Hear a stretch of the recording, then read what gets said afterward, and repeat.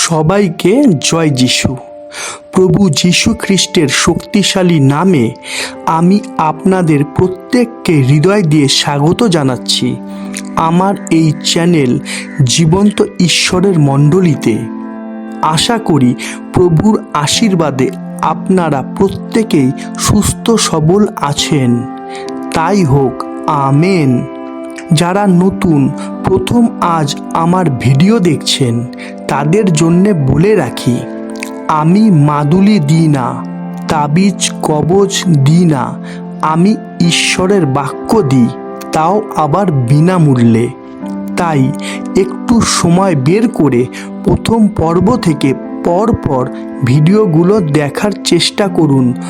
অবশ্যই উপকৃত হবেন, কেননা একমাত্র ঈশ্বরই পারে সমস্ত সমস্যার সমাধান করতে। হালেলুয়া। আশা করি এতদূর পরিষ্কার। আসুন আমরা প্রার্থনা করে আজকের অনুষ্ঠানে প্রবেশ করি। সর্বশক্তিমান পিতা ঈশ্বর, তোমায় ধন্যবাদ দিই তোমার রক্তে গড়ে ওঠা তোমার এই জীবন্ত মণ্ডলীর জন্য। কেননা আমরা বিশ্বাস করি এই মণ্ডলীর পালক স্বয়ং তুমি, এই মণ্ডলীর ভিত যিশু নাম। তাই তো আমরা প্রত্যেকেই সুরক্ষিত তোমার আলোতে, আমরা প্রত্যেকেই আলোকিত, কেননা তুমি আমাদের মনোনীত করেছ। তাই তো আমরা তোমার মনোনীত সন্তান হতে পেরেছি। তাই তো তোমায় ধন্যবাদ প্রভু গো। আমি প্রার্থনা করি তাদেরই জন্যে যারা যারা এই মুহূর্তে এই চ্যানেলের মাধ্যমে তোমার বাক্য সকল শুনবে। তুমি তাদের প্রত্যেককে দয়া করো, যেন তারা তোমার একটা বাক্য শোনার পর তা বুঝে গ্রাহ্য করতে পারে। তাই তুমি সাহায্য করো প্রভু। এই প্রার্থনা আমি খ্রিস্ট যিশুর নামে চাইলাম, আমেন। আজকে আমি একটা গল্পের মাধ্যমে শিক্ষা দেব। হয়তো এইটা একটা গল্প, কিন্তু এই বিষয়টা আমাদের প্রত্যেকের জীবনের সাথে জড়িয়ে আছে। হ্যাঁ, বিশ্বাস না করলেও এটাই সত্যি যে আমাদের প্রত্যেকের জীবনেই এই ঘটনাটা ঘটেছে আর এখনো ঘটছে। তাই আমাদের খুবই সতর্ক হয়ে আজকের গল্পটা শুনতে ও বুঝতে হবে, কেননা এই ঘটনাটার মধ্যে অনেক কিছুই জানার ও শেখার আছে। তাই আসুন আর দেরি না করে আমরা প্রবেশ করি আজকের শিক্ষার গভীরে। তাই হোক, আমেন। আজকের বিষয় আমাদের ভালোবাসা। আমি আবারও বলছি, আজকের বিষয় আমাদের ভালোবাসা। এই গল্পটা আমাদের জীবনের সাথে জড়িত। তাই এই গল্পটা শোনার সময় আমাদেরকেই এই গল্পের নায়ক হিসেবে কল্পনা করতে হবে। তাহলে আসুন আমরা গল্পটা শুরু করি। এই গল্পের নায়ক আমি নিজেই। আমি এখন ছোট, তাই আমি এখন স্কুলে পড়াশোনা করছি, কিন্তু একটা কারণের জন্য কিছুতেই আমি পড়াশোনাতে মন বসাতে পারছি না। কারণটা হলো একজনের প্রতি আমার ভালোবাসা। হ্যাঁ, কারণটা হলো একজনের প্রতি আমার ভালোবাসা।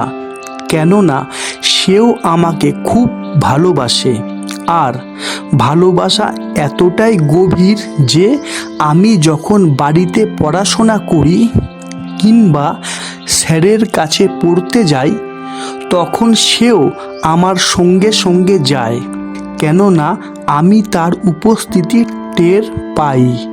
আর আমি সেই সময় বুঝতে পারি যে এইটা ঠিক হচ্ছে না। তাই আমি অনেকবারই তার কাছ থেকে নিজেকে সরিয়ে নেওয়ার চেষ্টা করেছি, কিন্তু তা কখনোই সম্ভব হয়নি, কেননা সেইটা সহজ ছিল না। তারপর দেখতে দেখতে এইভাবেই দিনগুলো কেটে যাচ্ছিল। তার কিছু বছর পরের একটা ঘটনা আমি আপনাদের সামনে তুলে ধরছি।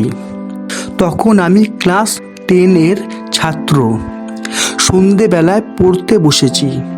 বলা নেই কওয়া নেই, হঠাৎ সে এসে হাজির। মায়ের প্রচণ্ড বকাবকির জন্য তার আসা কিছু দিনের জন্য বন্ধ হলো, কিন্তু আমি একদিন থাকতে না পেরে তাকে বলে উঠলাম যে তুমি একেবারের জন্য আসা বন্ধ করো না, তাহলে আমি খুব কষ্ট পাবো। তাই এটা ঠিক হচ্ছে না। তবে হ্যাঁ, এমনভাবে এসো যেন মা টের না পায়। এই ছিল আমার ভালোবাসার প্রতি আমার বক্তব্য। সে অবশ্য আমার কথা রেখেছিল। তারপর দেখতে দেখতে দিন কাটতে লাগলো। আমি বড় হলাম, আমার বয়স হলো, আমি এখন চাকরি করি, আমার বিয়ে হয়েছে, আমার বাচ্চাও আছে। একটা সুন্দর সাজানো সংসারের মধ্যে আমি ও আমার পরিবার খুব আনন্দেই দিন কাটাচ্ছি। কিন্তু এখনো আমার সেই ছোটবেলার ভালোবাসা আমাকে ছাড়েনি। কেননা সে এখনো আমার সঙ্গে দেখা করতে আসে। কারণ একটাই, আর তা হলো আমিও তাকে ভালোবাসি। আমি তার প্রতি মারাত্মক আসক্ত। তাই তো আমার সেই ছোটবেলার ভালোবাসা অফিসের কাজের জায়গাতেও আসে। আমি যখন প্রার্থনা সভাতে যাই তখনও সে আমার সঙ্গেই থাকে। এমনকি আমি যখন ঘরে বসে বাইবেল পড়ি সেই মুহূর্তেও সে আমার কাছে এসে হাজির হয়। আমার মন জানে যে এইটা ঠিক হচ্ছে না, কিন্তু তবুও আমি নিজেকে তার কাছ থেকে দূরে সরাতে পারি না। কেননা এটাই সত্যি যে আমি তার প্রতি আসক্ত হয়ে গেছি। আমি যাকে এত ভালোবেসে ফেলেছি তার নাম জানতে নিশ্চয়ই আপনাদের ইচ্ছা হচ্ছে, তাই না? ঠিক আছে, আর কিছু গুপ্ত রাখবো না। তাই আমি এইবারে আমার ভালোবাসার নাম আপনাদের জানাচ্ছি। শুনুন তাহলে।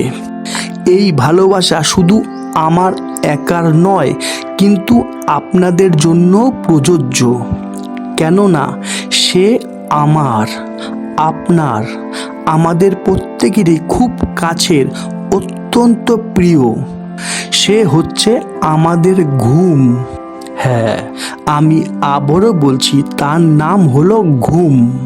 কেননা এই ঘুমই আমাদের কাছে আসতো যখন আমরা ছোটবেলায় পড়াশোনা করতাম, যখন আমরা বড় হয়ে কাজকর্মে থাকতাম, যখন আমরা প্রার্থনা সভাতে বসে ঈশ্বরের বাক্য শুনি, এমনকি ঘরে বসে বাইবেল পড়ার সময়ও এই ঘুম আমাদের জড়িয়ে ধরে, তাই না? আর আমরা এই ঘুমের প্রতি এতটাই আসক্ত হয়ে গেছি যে সে যখন আসে তখন আমরা কোনোভাবেই তাকে দূরে সরাতে পারি না, কিন্তু খুবই মজার সাথে তাকে আপন করে নিই, তাই না? তাই তো এই ঘুমই আজ আমাদের ঈশ্বরের বাক্য শুনতে দেয় না, বাইবেল পড়তে দেয় না, চোখ বন্ধ করে প্রার্থনা করতে দেয় না। কি কথাগুলো কি আমি ভুল বলছি? মিলে যাচ্ছে তো আমাদের জীবনের সাথে এই ঘটনাটা? তাই এই ঘুমকে যেন আমরা আমাদের জীবন থেকে দূর করি। কেননা ঘুমানোর জন্য তো রাত পড়ে আছে। কিন্তু সমস্যা কোথায় জানেন? যে সময়টা আমাদের ঘুমানো উচিত সেই সময় আমরা ফোন ঘাঁটব, আর যে সময়টা আমাদের জেগে থাকা উচিত সেই সময়টা আমরা ঘুমে ঢুলতে থাকব, তাই না? আশা করি যারা বোঝার তারা অবশ্যই বুঝতে পারছেন যে আমি ঠিক কী বলতে চাইছি। তাই আমাদের সেই সময় ঘুমে ঢুলে পড়া উচিত নয় যখন আমাদের জেগে থাকা উচিত। কেননা প্রভু যিশু একবার তার শিষ্যদের বলেছিলেন, আমরা দেখি মার্ক 14 অধ্যায় 37-38 পদ। পরে তিনি আসিয়া দেখিলেন তাহারা ঘুমাইয়া পড়িয়াছেন, আর তিনি পিতরকে কহিলেন, শিমোন, তুমি কি ঘুমাইয়া পড়িয়াছ? 1 ঘণ্টাও কি জাগিয়া থাকিতে তোমার শক্তি হইল না? তোমরা জাগিয়া থাকো ও প্রার্থনা করো, যেন পরীক্ষায় না পড়ো। আত্মা ইচ্ছুক বটে, কিন্তু মাংস দুর্বল। অর্থাৎ সেই সময় আমাদের ঘুমানো উচিত নয়, যে সময় আমরা প্রার্থনা সভাতে গিয়ে ঈশ্বরের বাক্য শুনি, অথবা ঘরে বাইবেল পড়ি, অথবা প্রার্থনা করি। কেননা লেখা আছে, আমরা দেখি 1 থিসলনিকীয় 5 অধ্যায় 6 পদ। অতএব আইসো, আমরা অন্য সকলের ন্যায় নিদ্রা না যাই, বরং জাগিয়া থাকি ও মিতাচারী হই। এখানে যে শুধুমাত্র জেগে থাকার কথা বলা হয়েছে এমন নয়, কিন্তু এখানে 24টা ঘণ্টাই ঈশ্বরের বাক্য পালনের মাধ্যমে জেগে থাকার আদেশ দেওয়া হয়েছে। কিন্তু আমরা ঈশ্বরের বাক্য পালনের দ্বারা জেগে থাকা তো দূরের কথা, আমরা সামান্য বাইবেল পড়া, প্রার্থনা করা অথবা ঈশ্বরের বাক্য শোনার সময় পর্যন্ত ঘুমে ঢুলতে থাকি, তাই না? কিন্তু বাইবেল কি বলছে? আমরা দেখি ইফিসীয় 5 অধ্যায় 14 পদ। হে নিদ্রাগত ব্যক্তি, জাগ্রত হও এবং মৃতগণের মধ্য হইতে উঠো, তাহাতে খ্রিস্ট তোমার উপরে আলোক উদয় করিবেন। কি লেখা আছে?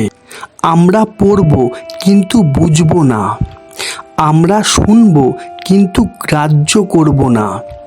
কিন্তু ঈশ্বরের বাক্য আমাদের সদা সর্বদাই চেতনা দিয়েছে, চেতনা দিচ্ছে, চেতনা দেবে।